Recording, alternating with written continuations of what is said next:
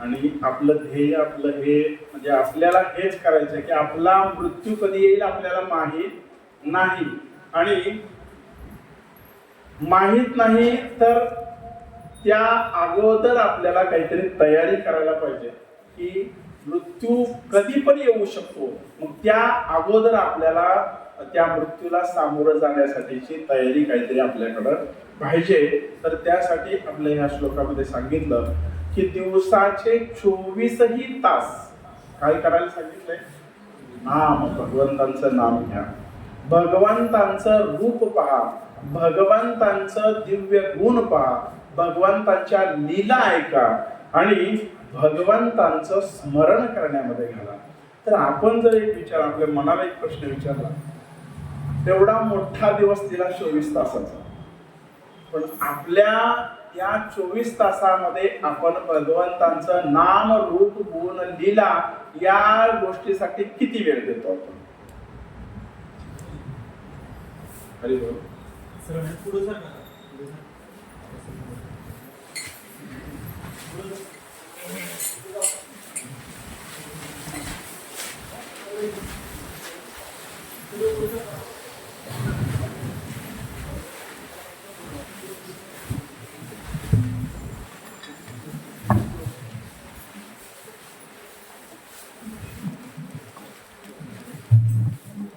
हा प्रश्न माझ्यासाठी पण आहे.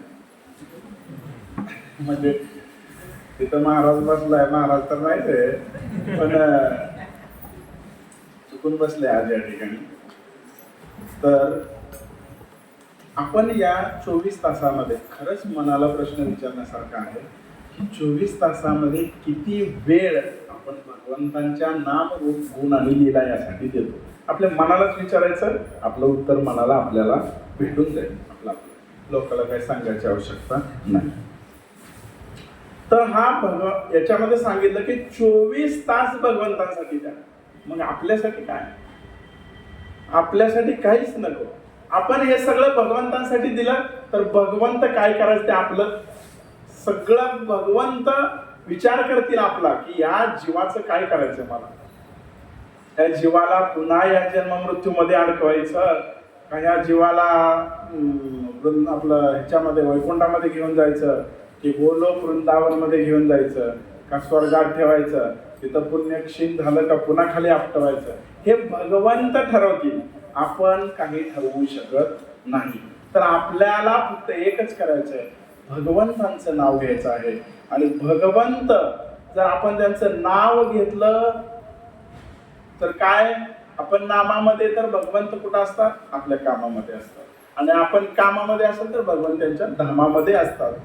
तर अगदी विचार करण्यासारखी गोष्ट आहे. आपण जर एक पाऊल कुणासाठी पुढे टाकला तर तो पण आपल्यासाठी 10 पाऊल पुढे टाकतो. आपण एखादा विचार करा, भौतिक जीवनाचा विचार करू. आपण आपल्या मित्रासाठी काही मदत केली तर तो पण विचार असा करतो की मला याने मदत केलेली आहे तर मला पण त्याला जेव्हा कधी गरज पडेल तेव्हा मी पण याला मदत करेन, असा विचार साहजिक आपल्या मनामध्ये येतो.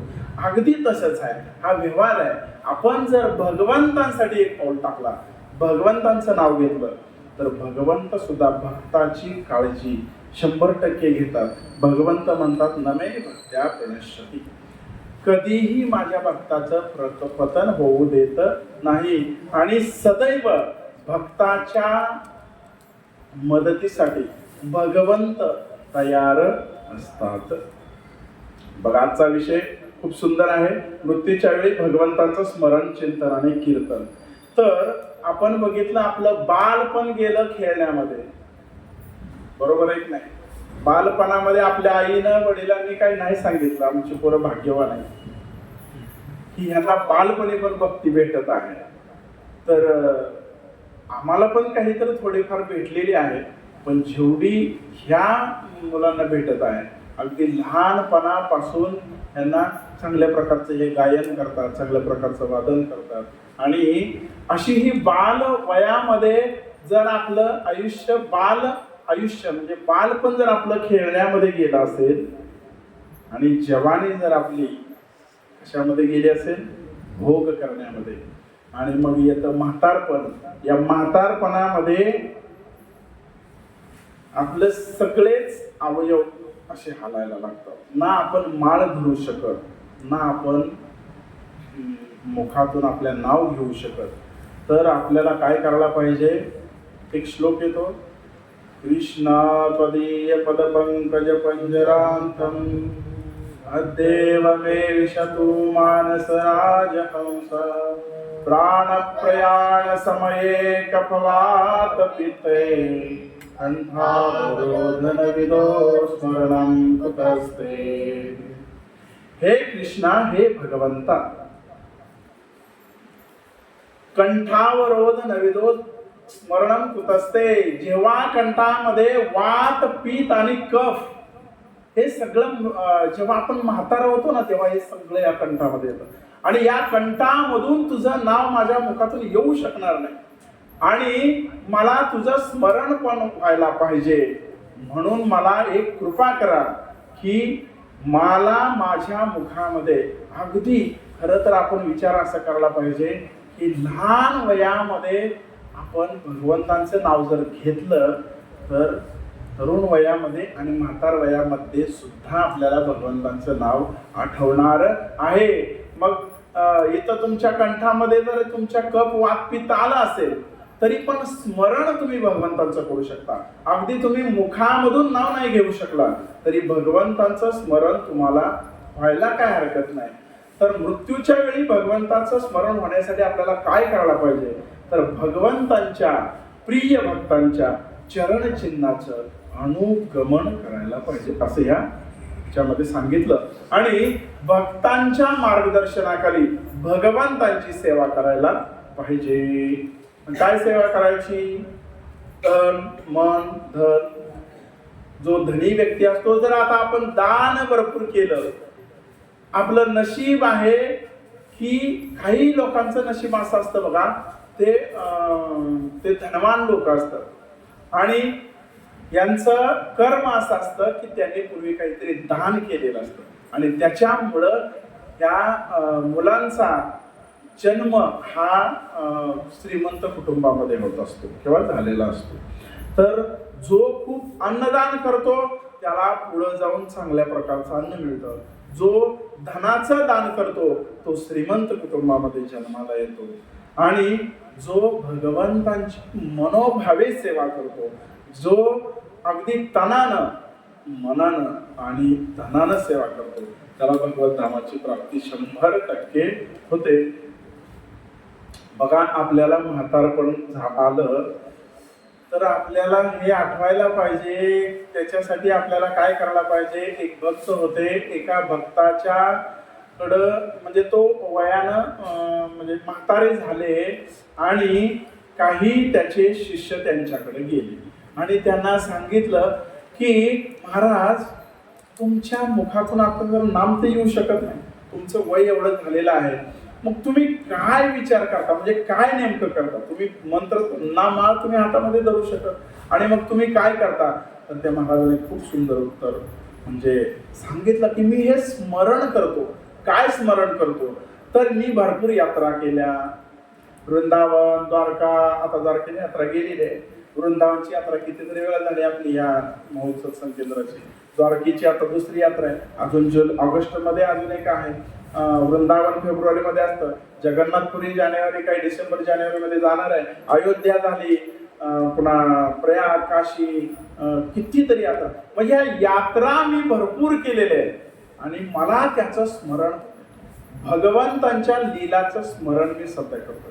म्हणजे जरी आपल्या मुखातून भगवंतांचं नाव नाही येऊ शकलं तरी भगवंतांचं स्मरण आपण करू शकतो.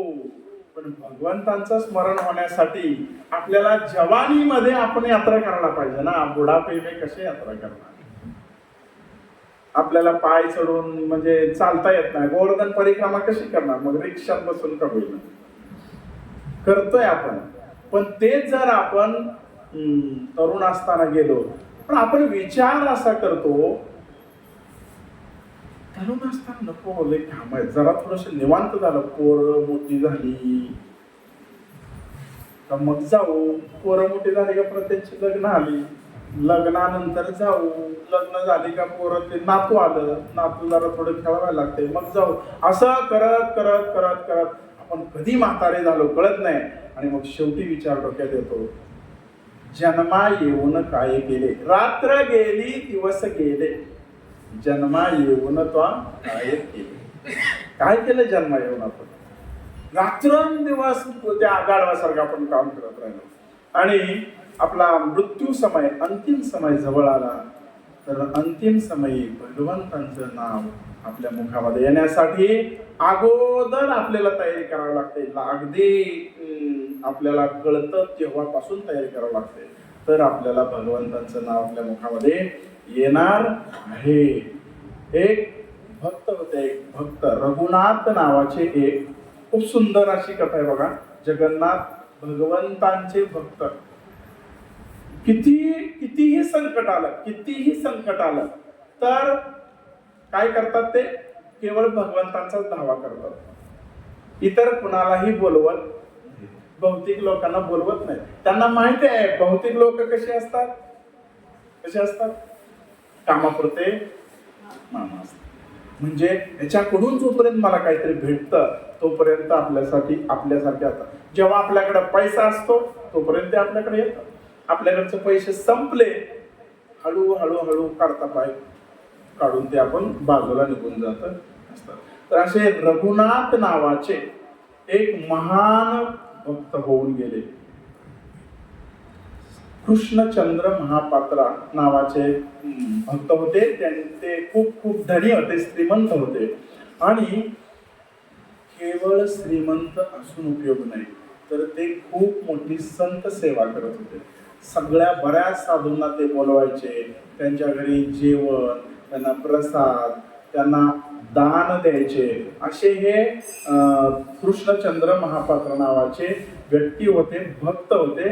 आणि त्या भक्ताच्या घरामध्ये एक विचार करा, जेव्हा असा कुणी भक्त असतो की जो खूप दान करतो, जो खूप भक्तांची सेवा करतो, अगदी आणि अगदी 100% त्याच्या घरामध्ये महाभागवत जन्माला येतो.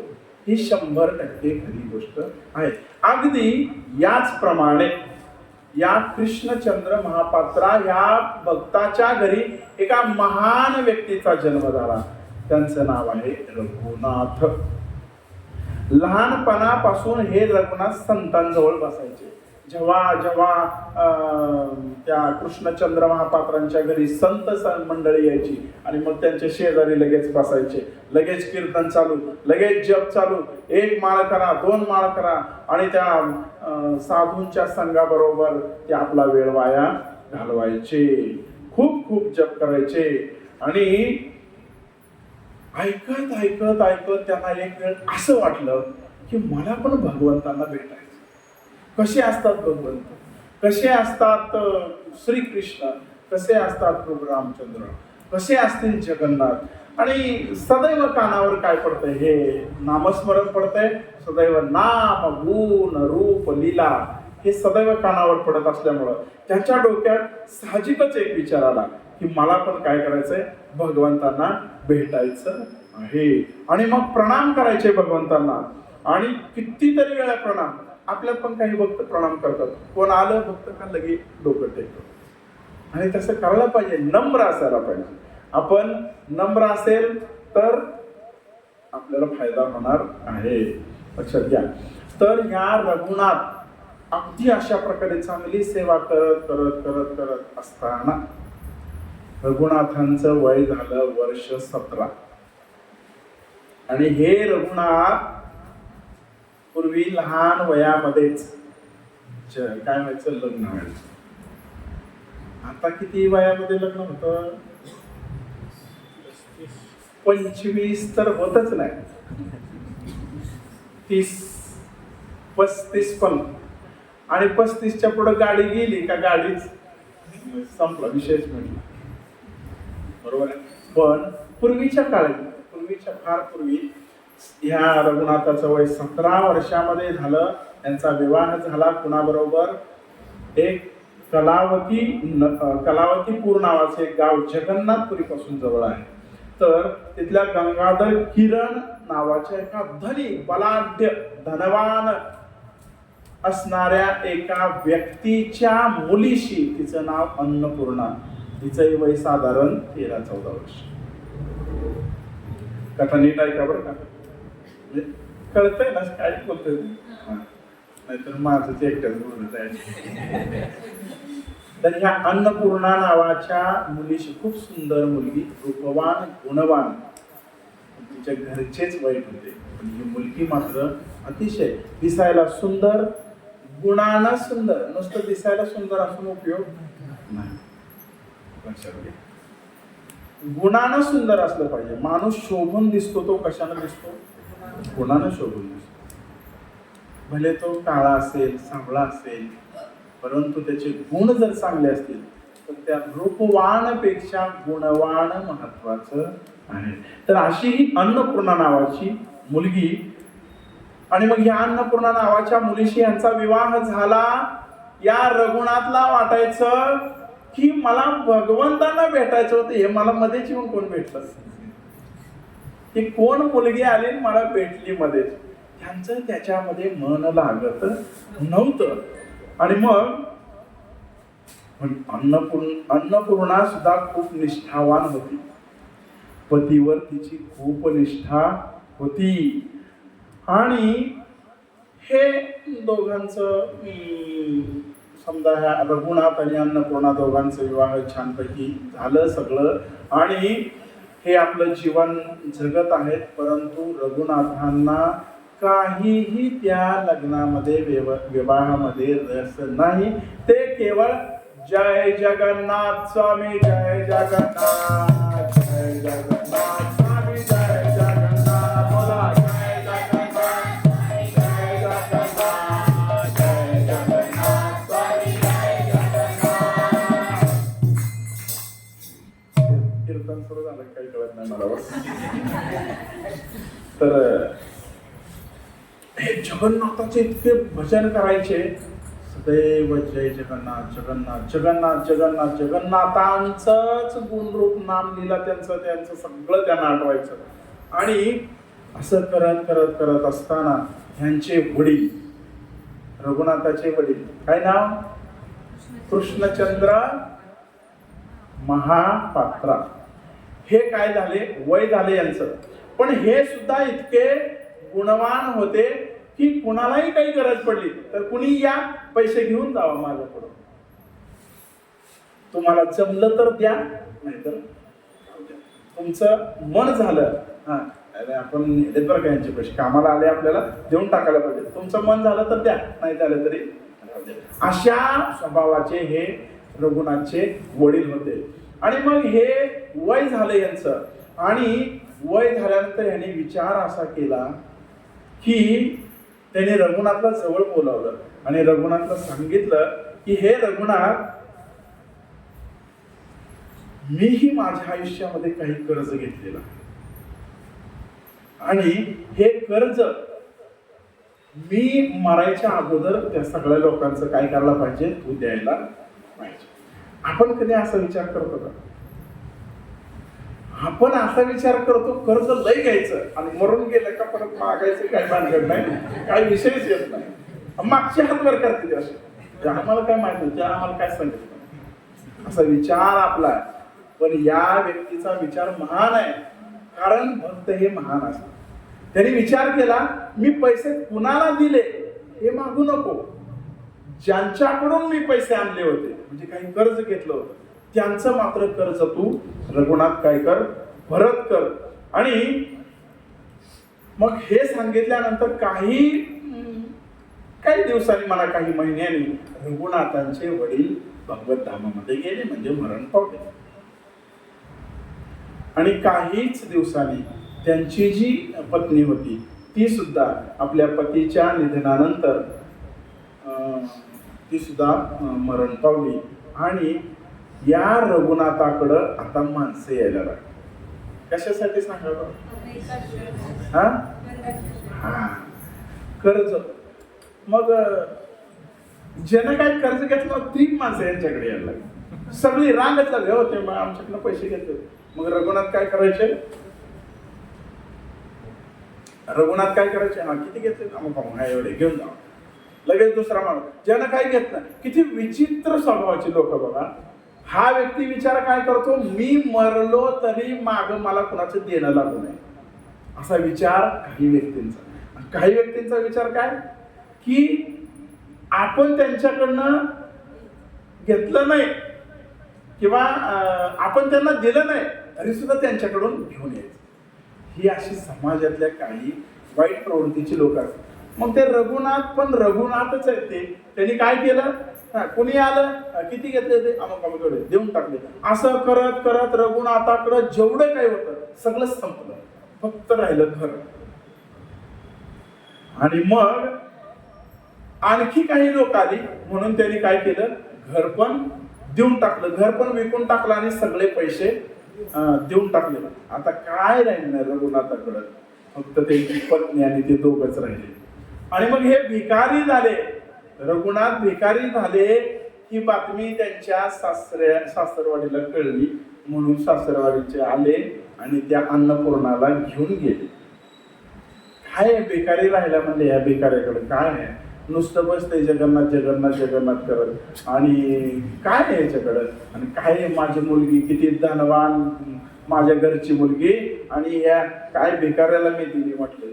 परंतु लक्षात घ्या, अन्नपूर्णाला असं कधीच वाटत नव्हतं की मी एका भिकाऱ्याच्या घरी आहे, असं कधीच वाटत नव्हतं. निष्ठा लक्षात घ्या, पतीच्या प्रती असणारी निष्ठा, भले तो वेडाही असो. ही आहे आपल्या पतीच्या प्रती असणारी निष्ठा. सगळं काही गेलं, अन्नपूर्णा माहेरी गेली, रघुनाथ भीक मागून खायचा आणि सदैव भगवंतांचं नाव. विचार एक डोक्यामध्ये आला की इकडं तिकडं भिक्षा मागत बसण्यापेक्षा आपण कुठंतरी एखादं भगवंतांचं घर आहे का बघू, भगवंतांचं धाम आहे का बघू, असा विचार रघुनाथांच्या डोक्यामध्ये आला. आणि रघुनाथाने विचार केला, इथून जवळच जगन्नाथपुरी आहे, त्या जगन्नाथपुरीमध्ये जाऊ आणि त्या ठिकाणी भीक मागून आपण खाऊ. म्हणून रघुनाथजी जगन्नाथपुरीला गेले आणि भगवंतांना प्रार्थना केली, हे जगन्नाथ, सगळं गेलं माझं, बायको गेली, आई गेली, वडील गेले, धन गेलं, घर गेलं, सगळं गेलं. आता फक्त मी आहे. ह्या फाटक्या कपड्यावाल्या रघुनाथाला तुम्ही स्वीकारा, अशी भगवंताला प्रार्थना केली. आणि भगवंत हे भक्ताची प्रार्थना नेहमी ऐकतात. मनापासून जर तुम्ही प्रार्थना केली भगवंताला, मनापासून, काहीतर स्वार्थापोटी नाही. स्वार्थापोटी असतं तर या रघुनाथानं काहीच कोणाला दिलं ना, तर फटके लावून लागत, हे हो तिकडे म्हणले, काय तुझं कसं काय संबंध आहे, हे सगळं आमचं आहे म्हणले असते.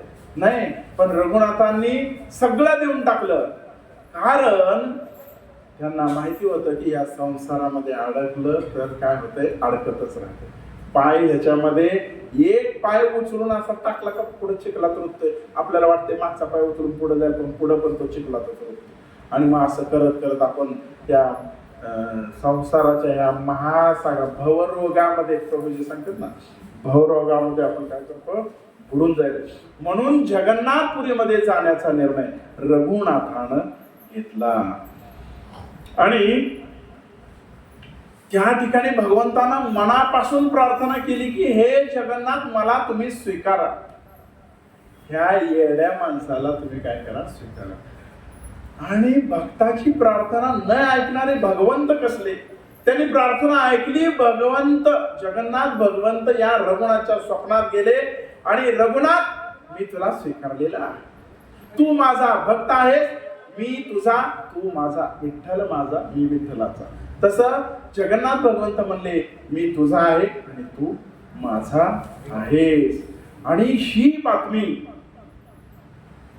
हा फटक्यावाला आपला जावई कुठे गेला, जगन्नाथपुरीमध्ये गेलाय. ही बातमी अन्नपूर्णाच्या म्हणजे तिच्या त्या रघुनाथच्या बायकोच्या घरी समजली. आणि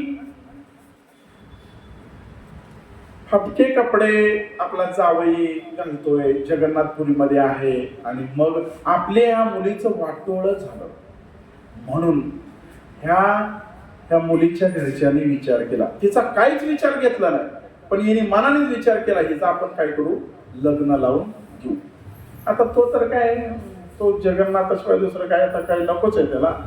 त्याने बायको इकडे सोडून दिली आणि काही विचार करत नाही, तर आपण काय करू, अन्नपूर्णाचं लग्न लावून देऊ असा विचार केला. पण अन्नपूर्णाला लग्नाविषयी काही वाटत नव्हतं. ती सदैव आपल्या पतीचं आणि ती सुद्धा जगन्नाथाचं चिंतन करत होती, स्मरण करत होती, लक्षात घ्या. आणि या अन्नपूर्णाचा विवाह ठरला एका राजकुमाराशी. पण या राजकुमाराच्या घरचे अतिशय वाईट स्वभावाचे लोक होते. राजकुमार म्हणजे खूप काही चांगला असतं असं काही नसतं. धनवान लोक खूप चांगली असतात असं काही नसतं, उलट तीच बात असते. हा, असं म्हणू नका आपल्यात कोण धनवान असेल तर ते चांगले म्हणून आले. लक्षात घ्या, तुम्ही महान आहात, तुम्हाला कृष्ण भगवंतांनी पकडलेला आहे आणि म्हणून तुम्ही इथं आहात. असंख्य धनवान लोक मध्ये फिरत आहेत इकडं तिकडे, पण सुखी नाही. तुम्ही सुखी आहात केवळ संकटाच्या काळी भगवंतांचं जर चिंतन केलं तर आपण हे संकट कितीतरी लांब निघून जातं आणि आपल्याला वाटतं की आपल्या सोबत कोणतरी आहे, कोणतरी आपल्या सोबत आहे, अशी एक भावना आपल्याला होते आणि आपल्याला आपला धीर वाढत असतो. तर सांगायचा मुद्दा असा होता की या राजकुमाराच्या घरचे खूप वाईट स्वभावाचे होते आणि या जरी कपडे फाटके असले तरी, भीक मागत असले तरी, आपल्या या अन्नपूर्णाला वाटायचं की माझा नवरा जरी फाटक्या कपड्यामधला असला, भीक मागत असला तरी तो अजून आहे ना, आणि तो असताना माझ्या घरचे कसा विचार करू शकतात की माझं दुसरं लग्न. किती वाईट वृत्तीचे माझे वडील आहेत, जे मला व्यभिचार करण्याला प्रवृत्त करत आहे. कारण माझा नवरा अजून आहे आणि तरी सुद्धा मला या एका राजकुमाराच्या गळ्यात घालण्याचा ते विचार करत आहेत. ही काय आहे, पतीवरची निष्ठा. शृंगारलेला माताची निष्ठा आहे पतीवर. आमच्या माताजीची पण खूप निष्ठा आहे बरं का. आमच्या काय माताजींची निष्ठा आहे, जेवण आम्ही गेल्याशिवाय करत नाही बघा. आणि मला कुठं सत्संगला जायचं असलं तर सगळं तयारी असते, धोती, कुर्ता, पुन्हा पाण्याची बाटली, बॅग मध्ये भगवद्गीता, ती डायरी, सगळं तयार करून ठेवतात. असे आमचे महान, आमच्या नशिबाला आलेल्या ह्या आमच्या अर्धांगिनी. खरं आमचं भाग्य आहे की खूप महान भक्त आहेत. दररोज सकाळी 4ला जप चालू असतो आणि एक दिवस नाही, मागचे 3-4 वर्ष झालं एकही दिवस खाला नाही, एकही दिवस. विचार करते कधी कधी आपल्याला लवकर उठायचं नाही, इथून आपल्याला खूप उशीर झालाय, विचार करते उशिरा गजरला, पण उठते त्याच वेळेला, काहीच पर्याय नाही, भगवंतच उठवतात. असे हे निष्ठा आहे. अशीच निष्ठा या अन्नपूर्णाची आपल्या पतीवर होती, लक्षात घ्या. आणि तिचा विवाह ठरला फाल्गुन शुक्ल पंचमीला. म्हणून विचार करते की काय करू मी आता, माझ्या वडिलांनी तर माझं लग्न ठरवलंय एका राजकुमाराशी. फाल्गुन शुक्ल पंचमीला विवाह आहे आणि माझे तर पती तिथं आहेत आणि जगन्नाथाच्या दारामध्ये आहेत. मग जगन्नाथाचं स्मरण करत आहेत. मग असले कसले जगन्नाथ, ददामी बुद्धियोगम तम. भगवंत हे काय करतात, सदैव आपल्याला बुद्धी देत असतात. की ती त्या अन्नपूर्णाला बुद्धी दिली जगन्नाथ भगवंतांनी की त्या अन्नपूर्णाच्या घरी एक दासी होती, दासी, जी तिला आईपेक्षाही चांगलं सांभाळत. आणि या दासीकडे ती गेली आणि दासीला सांगितलं की मला माझे पती तर त्या ठिकाणी जगन्नाथपुरीमध्ये आहेत आणि मला तरी यांनी एका राजकुमाराशी माझा विवाह ठरवलेला आहे आणि मला तर विवाह करण्याची इच्छा नाही, भोग वांछा करण्याची इच्छा नाही. आणि मग काय करायचं तर त्या दासीने सांगितलं की आपण एक काम करू, तू काही काळजी करू नको, या ठिकाणी जगन्नाथपुरीला काही लोक जाणार आहेत. कशासाठी? यात्रेसाठी. इथून आपण काय करू, त्यांच्याकडे एक पत्र लिहून देऊ आणि त्या भगवंत वाचतात पत्र. मागे एकदा मी कथा सांगितली, भगवंतांना सगळं समजतं, सगळं वाचतात ते, आणि जगन्नाथ भगवंत तर वाचतात. तर अशी एक आयडिया, एक योजना कुणी केली? दासीने योजना केली. आणि दासीने सांगितलं त्या अन्नपूर्णाला, तू काय कर, ताबडतोब एक पत्र लिही आणि ते पत्र आपण काय करू, इथून जे जगन्नाथपुरीला जाणारे काही भक्त आहेत त्यांच्याकडे देऊन टाकू आणि ते तिथं गेल्यानंतर रघुनाथ जवळ देतील. रघुनाथ कोणाकडे देतील? जगन्नाथ भगवंताकडे देतील. जगन्नाथ भगवंत पत्र वाचतील आणि काय करतील, काय योजना करायची त्यांची बघतील. आपण काय डोक्याला चालवायचं नाही. सगळा भार भगवंतावर टाकून देऊ, सगळा भार भगवंतावर टाकून दिला. आणि एक पत्र लिहिलं ताबडतोब आणि जगन्नाथपुरीला त्या गावातून लोक गेले. त्या जगन्नाथपुरीला जाणाऱ्या लोकांना त्या दासीनं सांगितलं की पहिलं काम करा, तुम्ही काय करा, त्या रघुनाथला पत्र द्या. आणि मग त्या लोकांनी पहिलं दर्शन घेतलं जगन्नाथाचं आणि रघुनाथला शोधायला लागले. तर रघुनाथ फाटक्या कपड्यासह भगवंतांचं स्मरण करत होता, नाम घेत होता आणि चिंतन करत होता. त्या लोकांना ते रघुनाथ सापडले. त्यांनी रघुनाथाकडं चिठ्ठी दिली आणि सांगितलं, तुमच्या बायकोनं, तुमच्या पत्नीने चिठ्ठी दिलेली आहे. पत्नी तर माझी तिकडे गेले माहेरी, आणि मग ही चिठ्ठी कशी काय? ज्या आरती चिठ्ठी जगन्नाथपुरीमध्ये आली त्या आरती नक्कीच काहीतरी योजना आहे, काहीतरी भानगड आहे. म्हणून त्यांनी चिठ्ठी घेतली आणि जगन्नाथालाच वाचायला. जगन्नाथ भगवंतांनी त्या जगन्नाथ भगवंतांच्या चरणाजवळ ती चिठ्ठी ठेवली आणि रघुनाथजी आणि जगन्नाथजी व्याकुळ झाले. आता 10 दिवसावर लग्न आलं. लक्षात घ्या, 10 दिवस, फाल्गुन शुक्ल पंचमी, माघ महिना लास्ट शेवट आला आणि 10-12 दिवसावर विवाह आता होणार होता. तेवढ्यामध्ये भगवंताकडे चिठ्ठी गेली आणि भगवंत व्याकुळ झाले, रघुनाथजी व्याकुळ झाले आणि रघुनाथजीने सांगितलं की माझी पत्नी म्हणून नाही, पण ती जर या विवाहाच्या याच्यातून नाही वाटली तर ती आत्महत्या करणार आहे. लक्षात घ्या, असं त्या चिठ्ठीमध्ये लिहिलं होतं. आणि मग एखादा जीव जर आत्महत्या करत असेल तर ते काही चांगलं नाही. म्हणून जगन्नाथ भगवंतांनी लगेच योजना केली. रघुनाथजींनी त्यांच्या पायचरणाजवळ ठेवली ती चिठ्ठी आणि रघुनाथजी झोपी गेले. आणि खरं पाहता इथून जर जगन्नाथपुरीतून तिकडे जायचं म्हटलं तर 1 महिना लागत होता. 1 महिना आता वेळ शिल्लक नव्हता, फक्त 10 दिवस होते. आणि मग या 10 दिवसामध्ये चालत तर जाऊ शकत नाही. मग सगळं भगवंत बघतील. रघुनाथजी झोपी गेले. झोपताना बघितले तर जगन्नाथ मंदिरामध्ये झोपले होते. आणि परत नंतर डोळे उघडले तर ते आपल्या कुठे आलते? सासरवाडीमध्ये, कलावती नगर मध्ये आलते, कलावतीपूर मध्ये आलते. बघितलं, अरे हे तर जगन्नाथ भगवान नाही तिथं, जगन्नाथपुरी दिसत नाही. सगळ्यांना विचारायला लागले, हे काय, हे जगन्नाथपुरी आहे का, हे जगन्नाथपुरी आहे का? लोकांनी सांगितलं, हे जगन्नाथपुरी नाही, हे गंगाधरचं घर आहे, तुमची सासऱ्याचं घर आहे म्हटले. आणि मग तिथं त्या ठिकाणी ते फाटक्या कपड्यासह बसले आणि तिकडं त्या सगळ्या लोकांना असं वाटायला लागलं, हे काय पिढा, हे कसं काय आलं? आणि अचानकच आपला जावई आणि फाटक्या कपड्यामध्ये, आणि तिकडं त्या राजकुमाराला जर कळलं तर आणखी गोंधळच होणार आहे. म्हणून एक प्लॅनिंग असं केलं, या रघुनाथला पटकन म्हणले, चला चला चला जावई बापू चला घरामध्ये चला, छानपैकी कपडे त्यांना दिले जावई बापूला घालायला आणि मस्त पैकी स्वयंपाक बोलवाय म्हणले जावई बापूला. एका रूम मध्ये जावई बापू बसले रघुनाथची. कधीत आहे ना तुम्ही.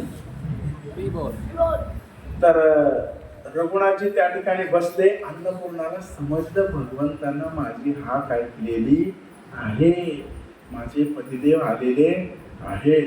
आणि रघुनाथजी त्या ठिकाणी त्या रूम मध्ये बसले. त्यांच्यासाठी खूप खूप चांगले चांगले कपडे आणि त्या सासर काय म्हणायचं सासऱ्याच्या घरच्या लोकांनी विचार केला ह्यांना आपण चांगलं जेवण देऊ. पण वाईट लोकांचा विचार कधी असेल का चांगलं जेवण देऊ. या व्यक्तीला मारून टाकायचं आहे आपल्याला. रघुनाथजीला काय करायचं, मारून टाकायचं. चांगला मस्त पाहुणचार केला त्यांचा आणि अन्नपूर्णा यायची त्या रघुनाथजी जवळ, त्यांचं पाय वगैरे चेपायची, पाय दाबायची, कारण ते पती आहेत आपले, पतींची सेवा केली पाहिजे. तर ती अन्नपूर्णाची जी आई आहे ती तिला म्हणायची, अगं जा जा तिकडे जा म्हणले, खाऊ दे यांना. जावई बापू थकले चालून चालून आणि मग झोपू दे त्यांना, जरा आराम करू दे, असा वाईट विचार त्या अन्नपूर्णाच्या आईचाही होता. या लोकांनी प्लॅनिंग असं केलं, या रघुनाथजीला काय करायचं, अतिशय तीक्ष्ण असं विष त्यांच्या जेवणामध्ये घालायचा असा विचार त्या घरच्यांनी केला. आणि अतिशय म्हणजे जहर जे आहे ना, काय म्हणायचं, अतिशय तीव्र तीक्ष्ण असं जहर विष त्यांनी त्या जेवणामध्ये घालण्याचा विचार केला. नवे नवे घातलं आणि रघुनाथजीला ते ताट आणून देणार. पण अन्नपूर्णाच्या डोक्यात विचार चालू होता, हे काहीतरी करायला लागलेले आहेत. आणि तिला माहित होतं. तिनं त्या दासीला जाऊन सांगितलं की माझ्या घरच्यांनी काय केलेलं आहे, अतिशय कडक असं विष त्या अन्नामध्ये घातलेलं आहे आणि माझ्या पतीला गोड पदार्थ जास्त आवडतो. पहिल्यांदा गोड पदार्थ खातात आणि नंतर मग बाकीचं. बरोबर त्या गोड पदार्थामध्ये त्यांनी विष घातलं. मग या अन्नपूर्णाला दासीनं आणखी आयडिया दिली की तू काय कर, पटकन एक कागद दे आणि हे विष आहे म्हणून त्याच्यामध्ये कागदावर लिहून त्याच्यामध्ये घाल आणि ते असं करून संधी साधली त्या अन्नपूर्णानं. परंतु लक्षात घ्या, हे जे ताट आहे भगवंतांना ह्या रघुनाथनं कधीही भोग दाखवल्याशिवाय रघुनाथजी खात, जगन्नाथ भगवंतांना भोग दाखवल्याशिवाय रघुनाथजी खात. मग एवढं पंचपक्वान्न आलं आणि मग हे पंचपक्वान्न रघुनाथजीला दाखवलं. माहित नाही त्याच्यामध्ये विष आहे, पण माझ्या प्रभूंनी ते खाल्लंय. म्हणजे थोडक्यात भोग दाखवलं म्हणजे भगवंतांनी खाल्लं आणि मग मी ते आता खाऊ नये म्हणजे हा काय अपराध आहे, काय व्हायचं ते होत्या. त्यांना दिसलं ते विष आहे म्हणून खाताना, परंतु काय पर्याय नव्हता. त्यांनी विचार असा केला, माझ्या भगवंतांनी खाल्लेलं आहे, मग आता मला ते खायलाच पाहिजे. मला असा विचार करून चालणार नाही. मग माझे भगवंत विष मी चालल्यासारखं होईल भगवंताला, है की नाही. आता तुम्ही विष खाल्लं आणि आपण नाही खायचं म्हणजे भगवंतांना विष चालल्यासारखं होईल. म्हणून रघुनाथजींना दिसलं ते विष आहे, पण तरी सुद्धा नाईलाज झाला. ही आहे भगवंतावरची निष्ठा. लक्षात घ्या, भगवंतांना माहित झालंय विषय, पण आधी भगवंतांना भोग दाखवला, त्यांनी खाल्लं ते आणि मानून मला आता खायला पाहिजे, मी मेला तरी चालेल. ही भगवंतावरची निष्ठा आहे. तर बघा, रघुनाथजी सगळं विष खाल्ल्यामुळे सगळं अंग त्यांचं कसं झालं, निळं निळं झालं, काळ निळं. आणि ते समजलं त्या अन्नपूर्णाला, काळं निळं झालं पाठ आणि ते मूर्छित अवस्थेमध्ये, बेशुद्ध अवस्थेमध्ये रघुनाथजी पडले. आणि त्याच्या सगळ्या सासूला सासऱ्याला सगळ्यांना मेवण्याला 7 मेवणे होते, 7 मुलं आणि ती एकटीच अन्नपूर्णा मुलगी होती. हे सगळ्यांना इतका आनंद झाला, अन्नपूर्णा सोडून बाकी सगळ्यांना आनंद झाला. मेला आपला जावई मेला.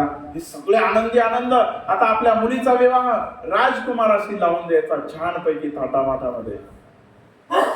मग भगवंत ऐकणार नाही ते भगवंत कसले.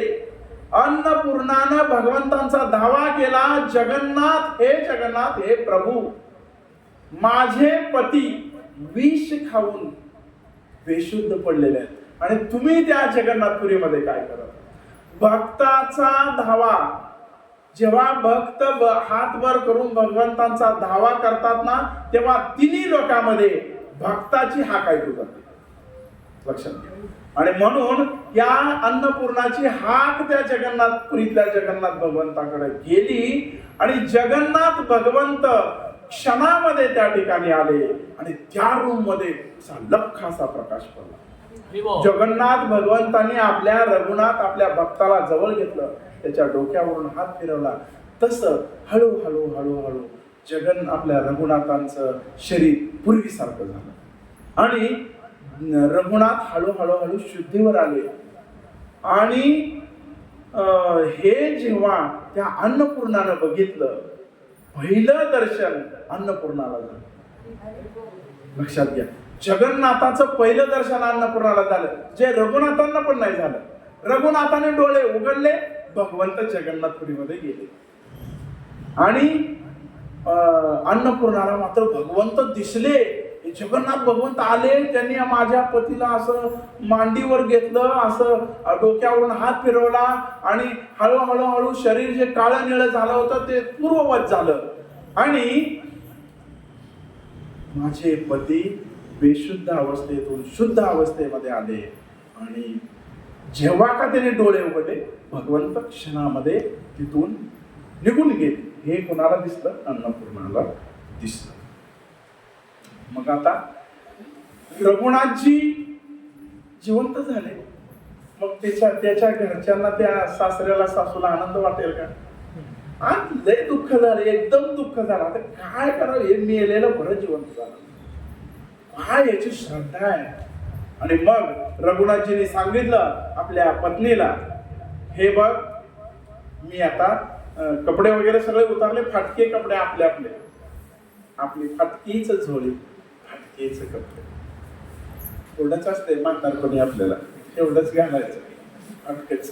आणि ती फाटकच कपडे, फाटकच झोळी घेऊन आपल्या रघुनाथ बसले आणि अन्नपूर्णाला सांगितलं, तुझी जर इच्छा असेल तर तू दुसरं लग्न करू शकते. माझी काय म्हणते त्याला, माझी सक्ती नाही. हा, तुला यायचं असेल तर तू माझ्या बरोबर पण येऊ शकतेस. मग अन्नपूर्णाची इच्छा होती का सांगा बरं दुसरं लग्न? अजिबात नाही. अन्नपूर्णाने विचार केला की मला तुमच्या सोबतच यायचं, भले तुम्ही कसे फाटके असा कशी असा, मला तुमच्या सोबत यायचं आहे. मग तेवढ्या त्या अन्नपूर्णाला घरामध्ये कोंडून ठेवलं होतं हे घरातल्या लोकांनी.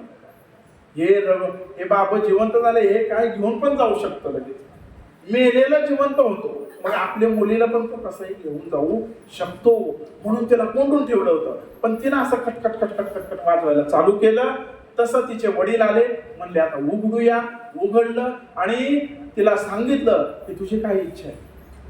तर त्या अन्नपूर्णानं सांगितलं की मला जायचंय यांच्याबरोबर, जायचंच आहे, तर मग तुला मी भरपूर हे धन देतो, हे सोनं घे, हे ना. पण या अन्नपूर्णानं सांगितलं, मला तुमचा 1 रुपयाही नको, मला 1 कवडी सुद्धा नको, मला हे सोन्याचा एक काय म्हणतात कण सुद्धा नको. मला केवळ आणि केवळ माझे पती यांच्या बरोबर जाऊ द्या, मला इथं ठेवू नका, मला इथं राहायची इच्छा नाही. आणि म्हणून ती अन्नपूर्णा आणि ते दोघं निघाले कुठं? जगन्नाथपुरीला. जगन्नाथपुरी धाम की. आणि मग या लोकांनी, पुन्हा सासरच्या लोकांनी विचार केला, ही तर बाई आता काही थांबत नाही, मग हिला काय करू? त्या राजकुमाराकडे जाऊन सांगूया, आम्ही तर तिचा विवाह, तुम्हाला तर मुलगी आम्ही दिलेली आहे, या 7 भावड्याच्या तुम्हाला बहीण देऊन टाकलेली आहे, तुम्ही काय तिचं करायचं, त्या माणसाला मारा आणि तुम्ही त्याला घेऊन या, आमचं काही देणं घेणं नाही. म्हणून हे 7 भाऊ तिकडे गेले आणि मग त्यांनी हे केलं, घोड्यावर बसून आले. कुणाकडचे? त्या अन्नपूर्णाच्या ते नवीन जे राजकुमार होतात तिकडचे लोक. ह्या दोघांना मारले. हे जगन्नाथपुरीच्या वाटेला घोड्यावर बसून आलेले आहेत. आणि मग अन्नपूर्णाला भीती वाटायला लागलेली आहे, पण रघुनाथाला अजिबात भीती. रघुनाथजी केवळ जय जगन्नाथ, लक्षात घ्या. फक्त आणि फक्त जगन्नाथ भगवान की जय, हात वर करून जय जगन्नाथ म्हणायचे, काही टेन्शन घेत नव्हते. आणि मग या अन्नपूर्णाला भीती अशी वाटली की हे घोडेस्वार जे आहे ते तिकडून यायला लागलेले आहेत, ते मला पतिदेव हे मला घेऊन जातील, मला भीती वाटत आहे. रघुनाथजींनी खरंच बघितलं मागं, तर ते राजकुमार होता. ए भिकाऱ्या, तू माझी पत्नी तू कुठे घेऊन चाललास? म्हणजे एवढी सुंदर अशी माझी पत्नी तू कुठे घेऊन चालला असं म्हटले. पण रघुनाथजींनी विचार केला, तू काही घाबरू नको, आपले भगवंत आहेत ना, जगन्नाथ भगवंत आहेत. आणि नुसतं जय जगन्नाथ म्हणून हाक मारली. बोला जय जगन्नाथ, जय जगन्नाथ, जय जगन्नाथ म्हणेपर्यंत 2 घोड्यावर बसून नर नारायण आले आणि तलवार हे घेऊन आले आणि त्यांच्या जवळ उभा राहिले. कुणाजवळ? या रघुनाथ आणि अन्नपूर्णाच्या जवळ या ठिकाणी येऊन उभा राहिले. आणि ते तिकडून यायला लागलेले आहेत, परंतु लाखो घोडे घेऊन जगन्नाथ भगवंतांनी यांना पूर्ण कवच केलेलं आहे, पूर्ण संरक्षण दिलेलं आहे. आणि या संरक्षणामध्ये हे सगळे घोडे बघून ते माघारी निघून गेले घाबरून. आणि हे जगन्नाथपुरीला हे दोघं रघुनाथजी आणि अन्नपूर्णा निघून गेले. त्या ठिकाणी खूप आणि खूप भगवंतांची सेवा केली. आणि एवढी सेवा करतात म्हणून त्या जगन्नाथपुरीच्या दक्षिणेला त्या ठिकाणी या दोघांना एका व्यक्तीने जागा दिली. त्या ठिकाणी ते राहिले आणि भगवंतांचं भजन करत करत करत करत ते भगवंत आम्हाला निघून गेले. सांगायचा मुद्दा एकच आहे, भगवंतांचं चिंतन, भगवंतांचं स्मरण, भगवंतांचं मुखातून नाम, हे जर आपण केलं, हे जर आपण घेतलं, तर वाईटातलं वाईट संकट ही आलं तरी भगवंत आपली रक्षा करतात. हा या पाठीमागचा सांगण्याचा उद्देश आहे. आणि भगवंत आपली रक्षण करण्यासाठी आपल्याला भगवंतांचं अगोदर नाव घ्यायला पाहिजे. आणि भगवंतांचं आपण नाव घेतलं तर मृत्यू समयी सुद्धा आपल्याला केवळ आणि केवळ भगवंत आठवतील, भगवंतांच्या लीला आपल्याला आठवतील. लक्षात घ्या. म्हणून हे लहानपणापासून बाळकडू पाजलं गेलं पाहिजे. आपल्या सगळ्या लहान मुलांना, ज्यांच्याकडे लहान मुलं आहेत त्यांना सगळ्यांना हे लहानपणापासून हे जे हरिनामाचं जे बाळकडू आहे हे पाजलं गेलं पाहिजे. तरच त्यांना काय होणार आहे, भगवंतांचं चिंतन होणार आहे. एक प्रतापराय नावाचे एक भक्त होते आणि खूप त्यांचा एक व्यापार होता. काय व्यापार करायचे ते? कुल परंपरेनं, कुळानुसार परंपरेनं त्यांच्याकडे व्यापार चालू होता. काय की कुणाला काही पैसे लागत असतील तर तुमच्याकडच्या सोन्याच्या मुंगळ्या, आपण जसं सोनं घाण ठेवतो आणि पैसे घेऊन जातो, तसं ठेवा, तुमच्याकडे जे काय असेल ते ठेवा आणि काय करा, तुम्ही ते घेऊन जावा, पैसे घेऊन जावा तुम्हाला लागत असतील तर. असा हा एक त्यांचा परंपरेनं व्यापार चालू होता प्रतापराय नावाच्या भक्तांचा. आणि हे सदैव भगवंतांचं चिंतन करायचे. हरे कृष्णा कृष्णा कृष्णा हरे हरे, हरे राम राम राम हरे हरे, हरे कृष्णा कृष्णा कृष्णा हरे हरे, हरे राम राम राम हरे हरे, हरे कृष्णा कृष्णा कृष्णा हरे हरे, हरे राम राम राम हरे हरे. प्रतापराय नावाचे जे भक्त होते ना यांचा व्यापार असा होता की कुणाला पैसे लागत असतील तर व्याजानं ते द्यायचे आणि त्या बदल्यामध्ये काहीतरी ठेवून घ्यायचे. परंतु त्या याच्यामध्ये त्यांचं जास्त लक्ष नव्हतं. कशामध्ये? त्या व्यापारामध्ये. लक्ष कशामध्ये होतं? भगवंताच्या चिंतनामध्ये, भगवंतांचं नाव घेण्यामध्ये. आणि मग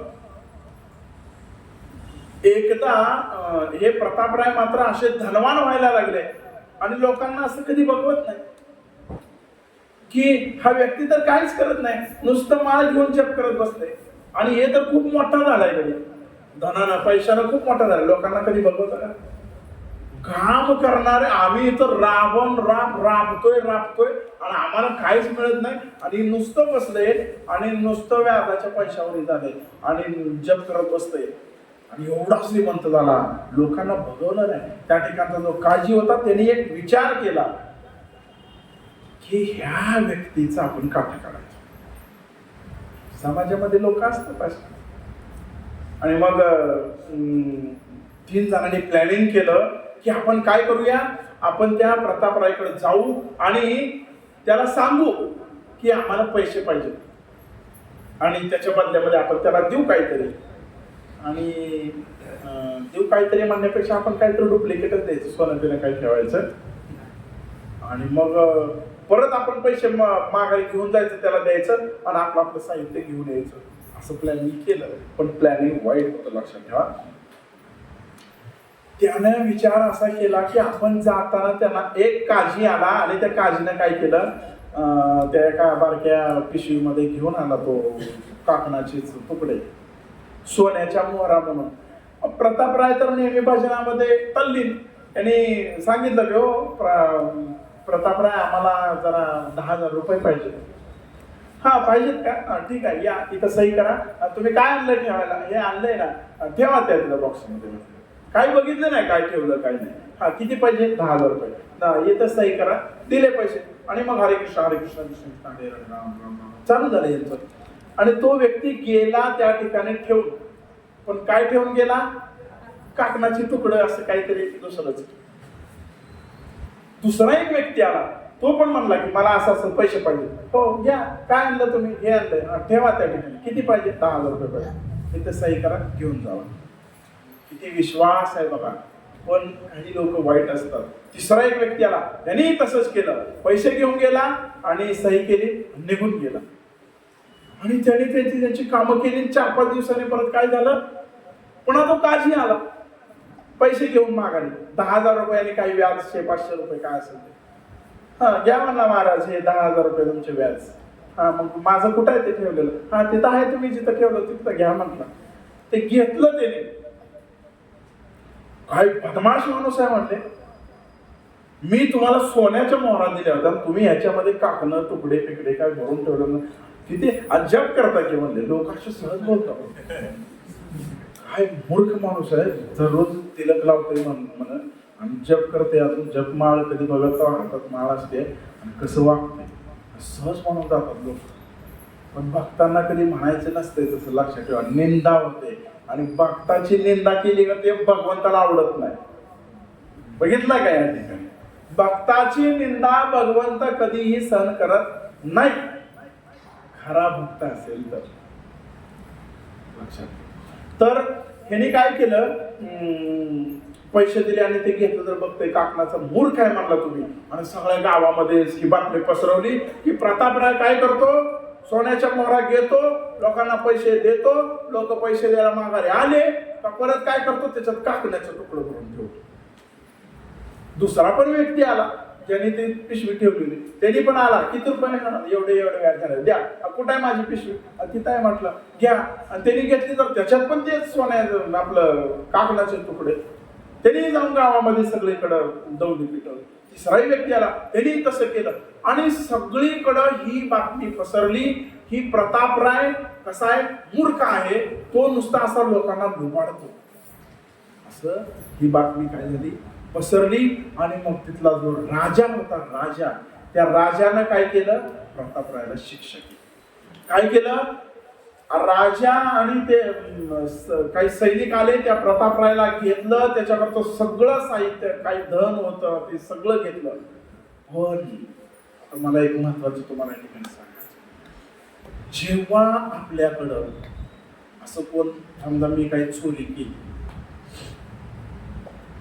मी पकडले गेलो आणि मला पोलीस पकडायला आले, तर मी नुसता घाबरतच राहणार. मी काय भगवंताचं नाव, मी खरा भक्त असेल तर भगवंताचं नाव करेल, भगवंताचा विचार करेल. पण हे प्रतापराय जे होते ते खरे भक्त होते. ह्यांनी विचार असा केला की ताबडतोब पत्नीला म्हणाले, अगं पटकन काय कर, मागच्या दरवाज्यातून आपले जे लड्डू गोपाल आहेत, ठाकूर जे आहेत, त्यांना घेऊन पटकन तू कुठं जा, माहेरी जा. कारण त्या भगवंतांना सुद्धा हे जर लोक घेऊन गेले तर भगवंतांना भोग कसा दाखवायचा, भगवंतांचे हाल होतील. आणि म्हणून ही काय केली, माहेरी निघून गेली. प्रतापराय जेलमध्ये गेले आणि सगळं सोनं नाणं काय होतं, सगळं पैसा वगैरे सगळं जप्त करण्यात आलं, एका गोदामामध्ये ठेवण्यात आलं. आणि काही वाईट लोक असतातच अजून, वाईट लोकांनी लगेच राजाला बातमी दिली की महाराज, त्या जी पत्नी गेलेली आहे ना माहेरी, तिच्याकडं अष्टधातूचे भगवंत आहेत आणि खूप महाग आहे, आणि ती घेऊन गेली पळून तिकडं. असं सांगितलं, लगेच सैनिक गेले आणि त्याच्या पत्नीला पण घेऊन आले आणि पत्नीला बी त्या तुरुंगामध्ये टाकलं आणि भगवंताला, त्या अष्टधातूचे भगवंत होते, त्या गोदामामध्ये टाकून दिले. मग आपण विचार करा, जो खरा भक्त असतो, खरा भक्त बरं का, तो स्वतःचा कधीच विचार नाही करत, तो सदैव भगवंताचा विचार करतो, सदैव भगवंताचा विचार करतो. या प्रतापरायनं भगवंतांना हात जोडले, हे प्रभू, आजपर्यंत मी तुम्हाला काहीच मागितलं नाही, आजपर्यंत मी तुम्हाला काही मागितलं नाही, पण आता मी तुम्हाला मागतो आहे. काय मागतोय तर, तुम्ही या गोदामामध्ये अडकून बसलेला आहात आणि माझी तुम्हाला प्रार्थना आहे की तुम्हाला जर भोग नाही लागला तर मी जिवंत राहू शकत, मी माझा प्राण म्हणजे जाऊ शकतो, मी मरेपर्यंत जेलमध्ये राहतो जर तुम्हाला भोग लागत असेल तर. पण तुम्हाला भोग लागतो, तुम्ही या गोदामामध्ये अडकून बसलेला आहात आणि तुम्ही, माझ्या सुटकेची मला गरज नाही. आम्ही दोघं आयुष्यभर आमचं कर्म म्हणा असेल, काही म्हणा असेल, तर आमचं कर्म आम्ही या जेलमध्ये घालवू, परंतु तुम्ही काय करा, याच्यातून काहीतरी पर्याय काढा. आणि भक्ताची हाक भगवंत ऐकतात, सांगितलं मी तुम्हाला. मग काय झालं, भगवंतांचा धावा जसा केला, किती अडचण असली तरी भक्ताची हाक भगवंताने ऐकली. बरोबर भगवंतानी एका माणसाला बुद्धी दिली, जो त्या गावामधला जो जमीनदार होता, त्या जमीनदारानं तो राजाकडे गेला आणि महाराज, असं कधीच होऊ शकत नाही म्हणले, प्रतापराय असं वागूच शकत नाही, तुम्ही खरी चौकशी करा म्हणले, खरी चौकशी. आणि मग राजानं त्या तिघांना बोलवलं आणि तिघांना सांगितलं, मूर्खांनो, खरं सांगा नाही तर तुम्हाला फाशीवर अडकवलं, फाशी काय, फाशीला लागेल. आणि मग तसं सांगितल्यावर, फाशी म्हणल्यावर आता मरणच आहे, मरण पुढं दिसायला लागल्यावर त्यांनी सांगितलं, हो आम्ही काय केलं, सोन्याच्या ऐवजी आम्ही काय केलं होतं, काकणाचेच तुकडे त्याच्यामध्ये भरलेले होते. आणि मग ह्या काजीला आणि ती जी दोन माणसं होती, या दोघांना काय केलं, त्यांच्याकडचं धन सगळं घेतलं, त्यांना जेलमध्ये टाकलं आणि प्रतापरायना काय केलं, ह्यांचं जेवढं काही धन होतं सगळं देऊन टाकलं आणि त्यांना जो त्रास झाला त्या बदल्यामध्ये आणखी धन त्यांना दिलं. पण धनाची अपेक्षा त्यांना नव्हती, त्यांना फक्त भगवंतांचं भजन पाहिजे होतं. या अशा कंडिशन मध्ये सुद्धा भगवंत भक्ताला आठवतात, ही खूप मोठी गोष्ट आहे. आणि प्रतापरायनी मात्र काय केलं, कुणाचीही मदत मागितली नाही, केवळ आणि केवळ कुणाला फोन लावला, भगवंताला फोन लावला. संकटामध्ये कधीच कुणाला फोन लावू नका, कोणाला फोन लावायचा, भगवंताला. आपला फोन किती आणखी, 10 फोन आहे आपला, आपण 10 अंकी नंबर खटा डायल करतो. आपल्याला अडचण असेल, अहो मला जरा 10,000 रुपये पाहिजे, पुढचा म्हणतो राव होते राव, जरा एक 5 मिनिट आधी फोन आला असतो, जरा ते यांना पाहिजे होते, देऊन टाक. वेळेला कुणीच आपल्याला मदतीला गरजेला पडत नाही. केवळ भगवंतांचा 16 अंकी नंबर डायल करा.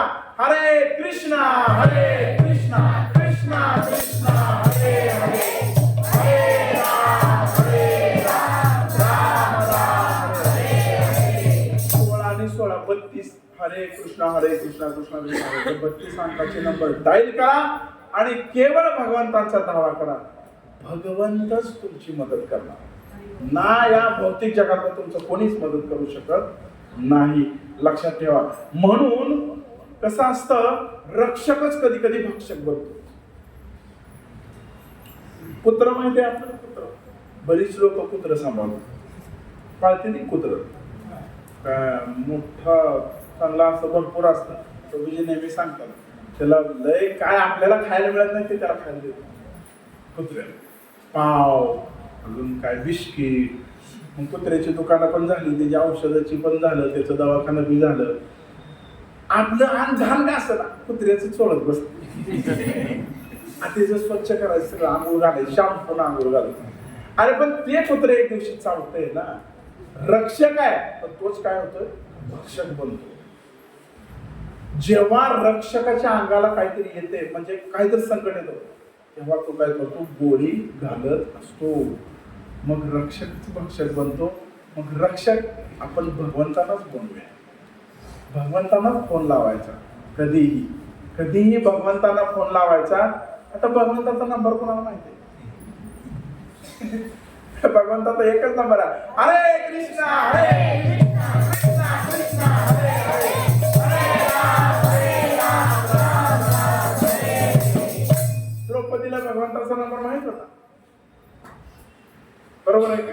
द्रौपदीला जेव्हा वस्त्रहरण होत होतं तेव्हा तिला अडचण आली, दातामध्ये साडी धरून बसले, पण फोन लावता येत नाही.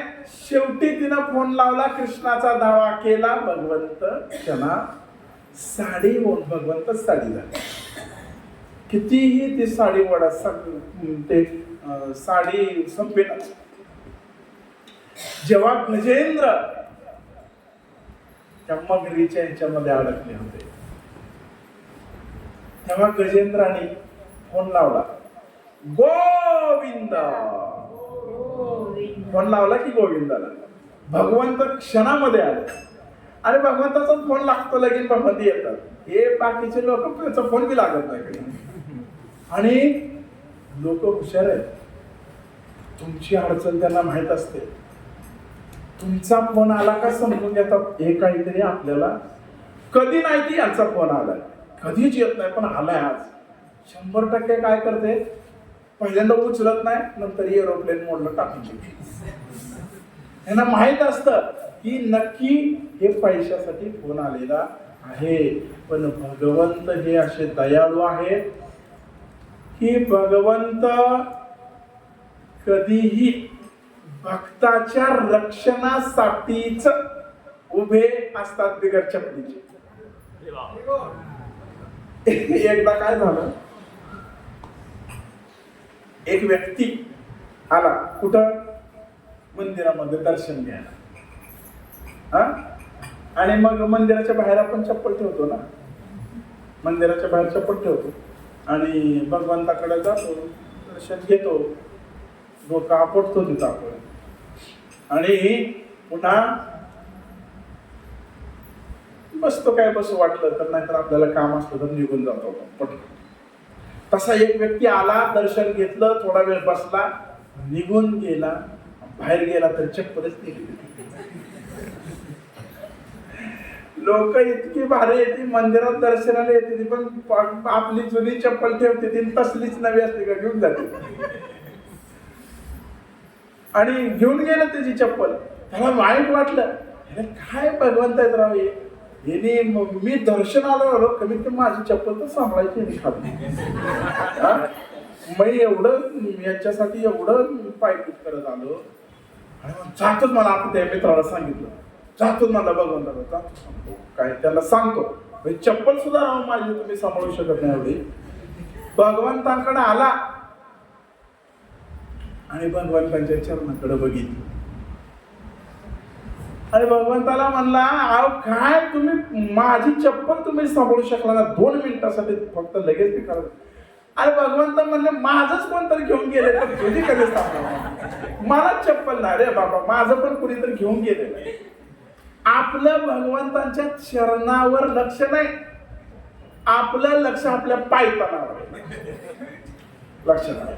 आपण विचार असं करतो आणि कधी कधी कधी कथेमध्ये बसल्यावर सुद्धा लोक खाली चपले घेऊन बसतात. खरी गोष्ट आहे बरं का, नवीन घेतलेली असते, पहिल्यांदाच कथेला आलेला असत आणि त्याला पण वाटतं आपण चप्पल तर तिकडे ठेवली, चप्पल तर कोण घेऊन गेलं, मी काय मन त्या कथेत लागणार नाही म्हणून ते खाली चप्पल घेऊन बसत. असं ते बरं आहे तेवढं तर मन कथेत लागल ना, बरोबर आहे. मग काय मी सांगत होतो, तर भगवंतांचं काय करायला पाहिजे, चिंतन करायला पाहिजे. किती वेळ झाला? 8:40. अजून एक 10 मिनिटं घेणार आपण. तर सदैव भगवंताचं नाव, सदैव भगवंताचं चिंतन, सदैव भगवंताचं लीला. पण लीला आठवणार कधी? सत्संगला आलं तर ना, बरोबर आहे. सत्संगला आलं तर लीला आठवतील आपल्याला. सत्संग मध्ये कोणीतरी ढकलून जरी लावलं तरी यायला पाहिजे, बरोबर आहे नाही. तर एक व्यक्ती असा होता बघा बरं का, सत्संगला आलेल्याचं खूप मोठं फळ असतं. एक व्यक्ती असा होता, त्याच्या बायकोनं त्याला ढकलून लावलं, जावं मला नुसतं इथं झोपत बसलाय, जावं जरा म्हणले त्या महोदयात जरा कीर्तन प्रवचन असते म्हणजे शनिवारचं प्रसाद असतो तिथं, म्हणले खावा जावा जरा, जावा म्हणले, जावा तुम्ही निघा, नुसतं झोपाच काढताय डार काय नाईलाज असतो, नाईलाज असतो बरं का. ते आले कथेमध्ये बसले, आल्या बरोबर सगळ्यांना म्हणले, आइये आइये, बैठिये बैठिये. सगळी माणसं म्हणले बैठिये बैठिये, आइये बैठिये, 2 शब्द पाडतात. बसलं का त्याला वाटलंच येताना बोंगी लागली, ते आलं का झोप. कथा वाचक कथा करतोय, सगळेजण कथा ऐकताय आणि याला भरायचं चालू झालं. याने फक्त 2 शब्द ऐकलेले आहेत, आइये बैठिये, लक्षात ठेवा. आणि कथा संपली, माणसं निघून चालली, शेजारच्या एकाने त्याला उठवलं, ओ कथा संपली, जाइये. 3 शब्द पाठ केले, मधलं काहीच पाठ नाही. काय कथा, रामकथा, कृष्णकथा काय नाही, आइये बैठिये हे 2 झोपायच्या आधी, झोपून का उठल्यावर जाइये 3 शब्द पाठ केले. घरी आला, बायको म्हटली, अहो काय कथेमध्ये काय होतं, त्याने सांगितलं, आइये बैठिये जाइये. खूप मोठा मंत्र पाठ करून आला बायको, खूप मोठा मंत्र पाठ केलाय म्हटलं तुम्ही. आणि ह्याने पण बिचाराने, मी कथेला गेलोय म्हणल्यावर हिने हा मंत्र पाठच केला, आइये बैठिये जाइये, आइये बैठिये जाइये, आइये बैठिये जाइये. रात्रंदिवस याचा हाच मंत्र, आइये बैठिये जाइये, आइये बैठिये जाइये. योगानं त्या रात्री चोर त्याच्या घरामध्ये आला. चोर आल्याबरोबर तो म्हणला, आइये. जाग दिसतंय बोल, मला वाटतं हे जाग दिसतंय. थोडं जरा जवळ बैठिये बैठिये म्हणते. मग ह्याला भीती वाटायला लागली चोराला. चोर निघाला, तो म्हणला जाइये. चोराला 100% खात्री पटली, हे ना आपल्याला ओळखलेलं आहे. आता ओळखले म्हणल्यावर काय करायला पाहिजे, ह्याचं काहीतरी मनधरणी करायला पाहिजे, ह्यानं जेणेकरून पोलिसांमध्ये तक्रार करू नये. चोर घरी गेला, स्वारी जेवढं दुसऱ्याकडनं काय काय चोरून आणलं होतं तेवढं ह्याला दिलं. तो म्हणला दिला आला, आई आहे बैठी आहे. बसला तो चोर, मला क्षमा करा, हे तुमचं घ्या म्हणलं. पण काय करा, माझं नाव कुठं काय सांगू नका. भरपूर दिलं. बैठी आहे म्हणला का अजून दिला, कारण ओळखलंय ना, त्याला वाटलं. पण याचा मंत्र होता, आई आहे बैठी आहे जाई आहे. आणि मग काय झालं, चोरानं त्याला भरपूर दिलं आणि चोर निघून गेला. पुन्हा म्हणला जय. तर बघा, मला सांगायचं मत आहे का, हा विनोद आहे, पण ह्या विनोदातून एक लक्षात घ्यायचं, तो कथेला गेला, कथेतून हे बिनकामाचे 3 शब्द आणले गेले, तरी सुद्धा त्याला एवढं धन मिळालं. काहीच केलं नाही त्यानं. आई आहे बैठी आहे जाई, 3 शब्दावर चोर शरण येऊन त्याला चोरानं ह्याचं तर काही नेलंच नाही, पण दुसरीकडचं आणून त्यानं जे चोऱ्या केलं ते सगळं आणून दिलेला. पण काय नाव माझं सांगू नको बाबा. मग हे कथेमध्ये आल्यानंतर, सत्संगमध्ये आल्यानंतर या 3 काय बिनकामाच्या शब्दाचा मंत्राचा जप केला तर त्याला एवढं धन मिळालं. तर हरे कृष्ण महामंत्राचा जप केला तर भगवंत काय देणार नाही सांगा, म्हणून म्हणायचा हरे कृष्णा हरे कृष्णा कृष्णा कृष्णा हरे हरे हरे राम राम हरे हरे. काहीतरी बहाणा करून आलं पाहिजे, काय का होईना बहाणा. आपल्याला समजा आपले पतिदेव जाऊ देत नाही किंवा पतीला पत्नी जाऊ देत नाही सत्संगला, तर काहीतरी बहाणा करून, काहीतरी नाटक करून आलं पाहिजे. एकदा काय झालं, एक म्हातारी, एका म्हातारीच्या घरी एक महान भक्त प्रसाद घ्यायला आले. बर, आणि त्या आता मग आल्यानंतर पंचपक्वान्न चांगलं, आपल्या घरी भक्त आले पण आपण चांगलं भरपूर काही बनवतो. त्या म्हातारीनं भरपूर काही बनवलं, लाडू, बासुंदी, काय काय काय काय काय पुरी फिरी सगळं बनवलं, पापड. आणि त्या ताटामध्ये सगळे पदार्थ वाढले आणि पापड काय वाढलेच नाही, पण पापड त्या तिकडे जरा ठेवलं पापड. आणि म्हातारीच्या काही ध्यानात आलं नाही पापड वाढायचं. पण हा व्यक्ती बसला जेवायला बसला.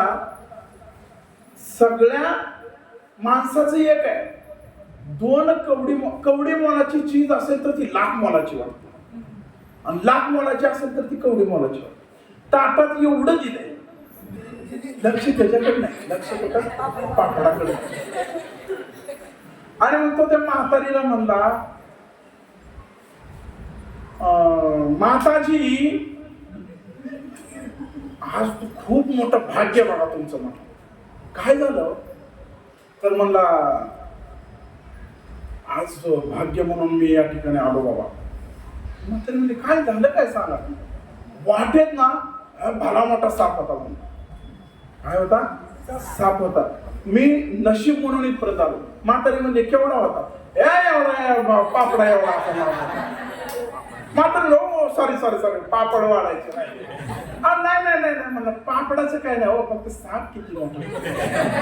म्हणजे पापड पाहिजे ना, काहीतरी बहाणा केला. कधी कधी बहाणा बी कामी येत नाही. काय झालं, एकदा एका माणसाच्या घरी एक सज्जन आला आणि त्या सज्जनाला तो म्हणजे दररोज आपला खाऊ लागला, भरपूर मस्तपैकी छान मिळते म्हणल्यावर. आणि तो जायनाच की पाहुणा म्हणा थोडक्यात जायनाच. त्याने मी हाकलून दिलं कोणीतरी, घरचे काही देत नव्हते म्हणून पाहुण्याच्या घरी आलं. पाहुण्याच्या घरी आलं ते जायना. पाहुणा किती दिवसात असतो, 1 दिवस 2 दिवस नाही ना. 3ऱ्या दिवशी वाटते कधी जाते. माणसाला प्रत्येक आपल्या घरची कामं असते. एक दिवस मस्तपैकी पंचपाकवांना पाहुणचार करते, दुसऱ्या दिवशी थोडं कमी, तिसऱ्या दिवशी हळूहळू त्याला पाणी उशिरा द्यायचं, त्याला काही एकदाच वाढायचं पुन्हा तिकडे जाऊन बसायचं बरोबर, परत यायचं नाही इकडे, ती बसते आपलं गप थोडंच खाऊन. मग असं करत करत काय झालं, तो व्यक्ती काय जायना, म्हणून ह्या दोघांनी विचार केला, नवरा बायको काय करायचं आता, हे जायना जो. पत्नीने एक डोकं चालवलं. पत्नी काय म्हटली की आपण काय करू, ह्याचं लंघन म्हणजे काय, उपाशी ठेवूया. हा कसं ठेवायचं उपाशी, मग आपल्याला तर लागते की म्हणली. काय करायचं, नाही आपण खोटी खोटी भांडणं करू म्हणली. पत्नी म्हणली आपण खोटं भांडण करू म्हटली नवऱ्याला. आणि मग नवराने दोघं भांडायला लागली. कसं, खोटं. मग नवरा असा हाणायला लागल्यासारखं करायला लागला, आणि मग ती पत्नी पण रडायला लागल्यासारखं करायला लागली मोठ्या, मी काय बनवतच नाही आल, आणि नका बनवा म्हणलं. नवऱ्याला सांगितलं जा बरं, ती म्हणलं नाही बनवू नको, काय राहू पैसे, तू बी राहू मी बी राहू, सगळीच राहू, पाहुणा बी राहू. पाहुणा ऐकत होत. पाहुण्याने विचार केला, ह्यांची दोघांची भांडणं लागली की हे बी काय बनवत नाही, आपल्याला पण काय द्यायचं. पाहुण्याने जुळी भरली आणि पाहुणं थोडं बाहेर निघून गेलं. ह्या दोघांनी विचार केला, पाहुणं गेलं. मग ही रडत बसली होती ना, नवरा तिच्याकडे आला आणि त्याला नवऱ्याला म्हणली, नवरा त्या बायकोला म्हटला, अगं कशाला रडती, मी तुला खोटंच मारलं होतं म्हणून. आणि ती बायको काय म्हणली, आम्ही तर कुठं टेन्शन घेतली म्हणजे, मी बी खोटंच रडते. तेवढ्या ती पाहुणं आलं आणि मी बी खोटंच गेलतो, मी तर कुठं करा गेलं, मी बी खोटाच गेलेला, मी उभाच येतं. म्हणजे बहाणा, मला सांगायचं असलं, बहाणा करून का व्हायला इकडे यायला पाहिजे, लक्षात घ्या.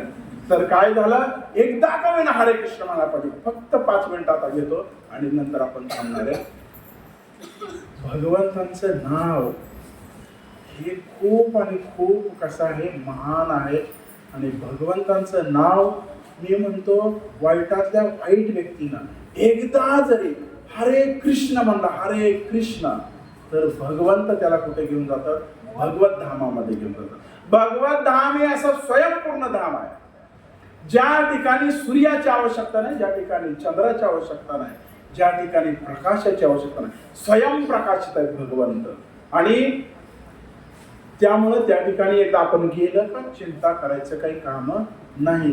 तर नेहमी प्रभूजी म्हणतात ना, आमचे तुकाराम प्रभूजी नेहमी एक कथा सांगतात की एकदा हरे कृष्ण म्हटल्यावर व्यक्ती कसा भगवत धामामध्ये जातो. त्याची फक्त 5 मिनिटांमध्ये मी तुम्हाला कथा सांगणार आहे आणि त्यानंतर आपण थांबणार आहे.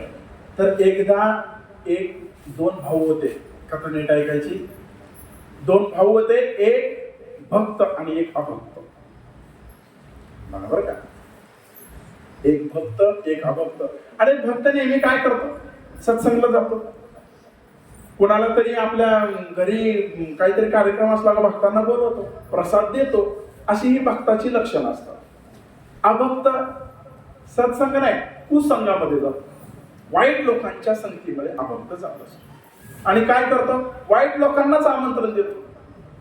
बोकाड कापलं, किती लांब लोक येतात, कितीतरी लांब लोक येतात, काय बोलायचं काम. आणि चांगला कार्यक्रम म्हणलं ना, जवळ असलं तरी येत नाही. हे बोकडाचं काय म्हणता येईल त्याला वैशिष्ट्य आहे, मटणाचं वैशिष्ट्य आहे, मांसाहाराचं वैशिष्ट्य.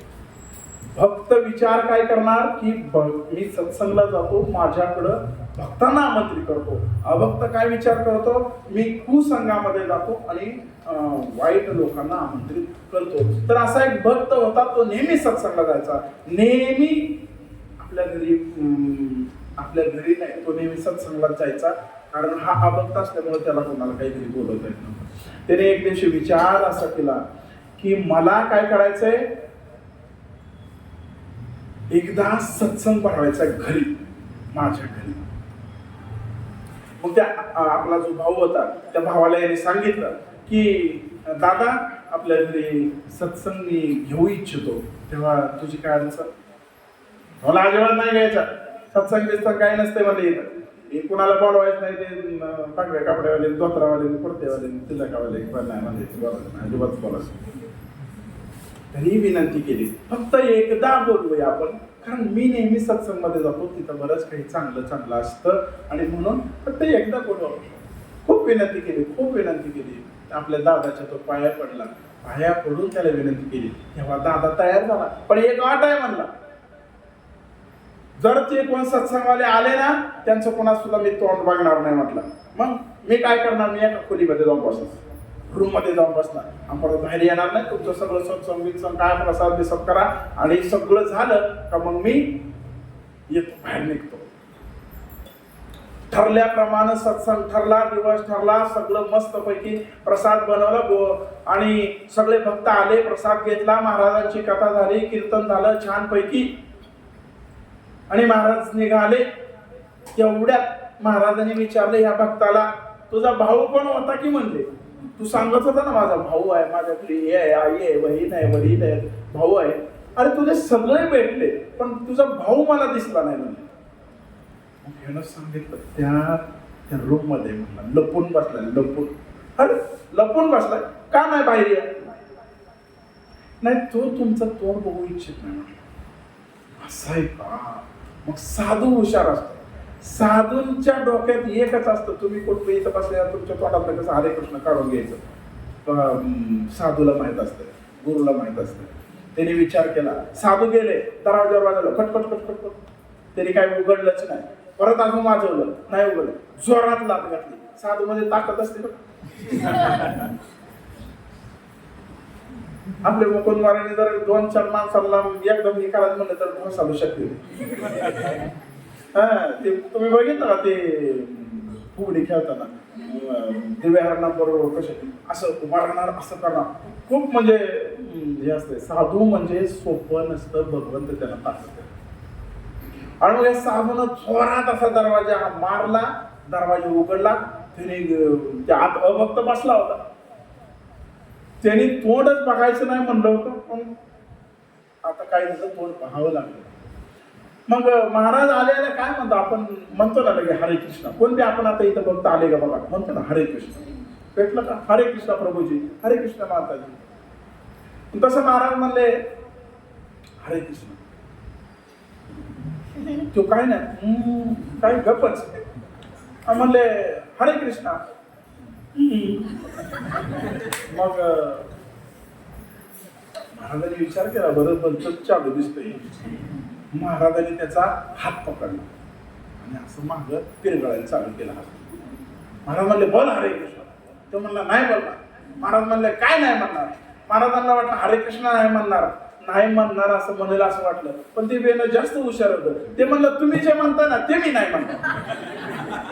महाराज म्हणले अतिच हुशार दिसतंय. महाराजांनी जोरात जोरात जोरात हात पिरगळायला चालू केलं.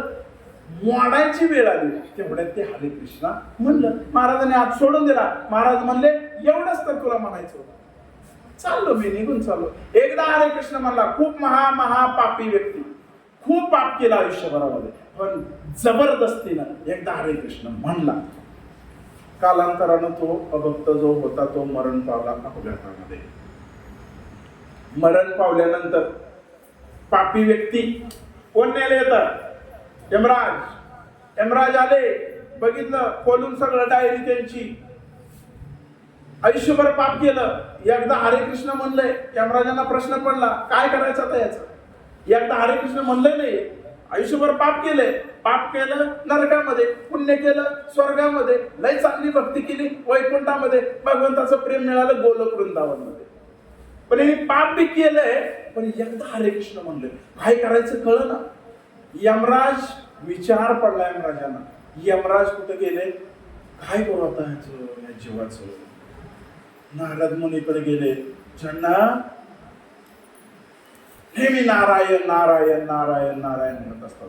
मग ते यमराज नारद मुनीकडे गेले. नारद मुनीला सांगितलं, नारद मुनी माझ्या दरबारामध्ये एक केस आलेले आहे आणि ती इतका पापी व्यक्ती, पण एकदा हरे कृष्ण म्हणला. मग ह्याचं काय करायचं. नारद मुनी म्हणले नाही, फक्त मला फक्त नाव घ्यायचं माहिती, याचं काय करायचं माहित नाही. मग तो म्हणला आता नारद मुनी म्हणले आता काय करायचं बाबा याचं, काय आपल्याला पण माहित नाही, मला फक्त नाव घ्यायचं माहितीये भगवंताचं. मग यमराज म्हणले आता काय करू यायचं. मग यमराज म्हणले, नारद मुनी म्हणले याला शिवजीकडे घेऊन जाऊ, शिवजींना खूप अभ्यास आहे म्हणले शास्त्र. यमराज म्हणले चल कैलास मध्ये चल. शिवजी कुठं राहतात, कैलास. तो म्हणला तुमचा प्रॉब्लेम आहे तो, मी काय येऊ म्हणले, मला पालखी बोलावा म्हणला. पालखी आपण असा येत नसतो, पालखीमध्ये बसणार तुम्ही, पालखी बोलावा म्हणा. आता काय यमराजांना प्रश्न पडला तर बोलवावंच लागतंय, काय पर्याय नाही, जीवाचं काय तर करावं लागतंय ना. आणि मग यमराजाने पालखी बोलवली आणि नारद मुनी यमराज दोन्ही खांदा असं पुढे धरले, नारद मुनी मागं धरले, तो गडी बसलाय त्याच्यामध्ये आणि पालखी चालले कुठं, कैलास मध्ये. शिवजीने बघितलं, अरे यमराज आणि नारद मुनी दोघं एका कोण महान व्यक्ती घेऊन आलेत वाटतं. शिवजी दंडवत प्रणाम करायला लागले. अहो शिवजी प्रणाम करू नका, हे पापी म्हणले, पापी, आणि ह्याला काय प्रणाम करायची गरज नाही म्हणले. मग शिवजी म्हणले याला कशाला आणले. नारद मुनी यमराज म्हणले, यमराजाने सांगितलं की शिवजी हे महापापी व्यक्ती आहे, फक्त एकदा हरे कृष्ण म्हणलं, एकदाच म्हणलं, जबरदस्ती पार मोडायला लागला हात म्हणून. आणि मग एकदा हरे कृष्ण म्हणला, मग काय मला काही कळलं ना. मग नारद मुनीकडे गेलो, नारद मुनी म्हणले मला फक्त नावच घ्यायचं माहिती आहे, मला बी काय कळलं, म्हणून तुमच्याकडे आलो, तुम्हाला लय शास्त्राचा अभ्यास आहे. शिवजी म्हणले आपल्याला बी याचं काय नाही कळत नाही, पण हा हे खरं, ज्यानं सृष्टी बनवली ब्रह्माजी, त्यांच्याकडे घेऊन जाऊ म्हणले आपण, त्यांच्याकडे आपण घेऊन जाऊया ह्याला. मग आता यमराज म्हणले आता काय झालं. नारद मुनी म्हणले आता मी बी काही थकलोय जरा. यमराज त्या शिवजीला म्हणले लावा तुम्ही एक खांदा म्हणले माग. मग आता यमराजाने पुढे धरले असं बघा, मागे नारद मुनी शिवजी आणि पालखी कुठं चाललेले आहे, ब्रह्मलोकामध्ये. ब्रह्मलोकामध्ये गेली, ब्रह्माजी दंडवत प्रणाम करायला लागले. ब्रह्माजीला सांगितलं अहो नको नको नको, पापी माणूस आहे. ब्रह्माजी म्हणले मी कशाला आणले, तिकडे थांबवायचं नव्हतं. ब्रह्माजी, नारद मुनी, आपलं यमराज, नारद मुनी आणि शिवजीने सांगितलं पापी आहे, पण एकदाच जबरदस्तीला हरे कृष्ण म्हणला, एकदाच म्हणले, लय पण नाही म्हणले. मग काय करायचं. ब्रह्माजी म्हणले अरे तुम्ही आपण एकमेकांमध्ये भांडत बसण्यापेक्षा आपण काय करू, वैकुंठामध्ये याला घेऊन जाऊ म्हटले. बघा बरं का, मला तुम्हाला सांगायचं एक मुद्दा आहे की एका पृथ्वी लोकावरचा व्यक्ती यमराजाकडे गेला, यमराजाकडे गेला, पुन्हा तिथून पुढे गेला नारद मुनीकडे, पुन्हा तिथून शिवजी कैलासावर गेला, पुन्हा ब्रह्मलोकामध्ये गेला, आणि आता कुठं चाललाय तो, वैकुंठामध्ये. वैकुंठामध्ये गेला, जाऊया म्हणले याला घेऊन.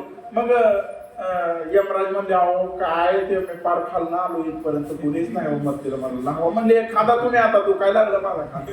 आणि मग ब्रह्माजीने एक खांदा लावलाय, यमराजीने एक खांदा लावलाय, माग नारद मुनी आहे, शिवजी आहे, आणि हे 14 जण पालखी कुठे गेलेले आहे, वैकुंठामध्ये गेलेले आहे. आणि वैकुंठामध्ये गेल्यानंतर भगवंताला सगळं माहिती. भगवंत कशाला प्रणाम करतो, भगवंताला माहितीये. मग भगवंत म्हणले ए कशाला आणलंय म्हणले याला, काय भानगड काय, 14 जण तुम्ही आज, काय भानगड आहे, 14 ब्रह्माजी आहे, शिवजी आहे, नारद आहे, यमराज आहे. त्या सगळ्यांनी सांगितलं की लय मोठा प्रॉब्लेम आहे म्हणले, आयुष्यभर पाप केलं म्हणले, एकदा फक्त हरे कृष्ण म्हणलं, जबरदस्तीनं, मनानं नाही, जबरदस्तीनं. मग याचं काय करा आम्हाला काहीच कळना, म्हणून आलो तुमच्याकडे. भगवंतांनी या सगळ्यांना इतके रागावले, मूर्खानो. कोणाला, ब्रह्माजी शिवजी याला रागावले.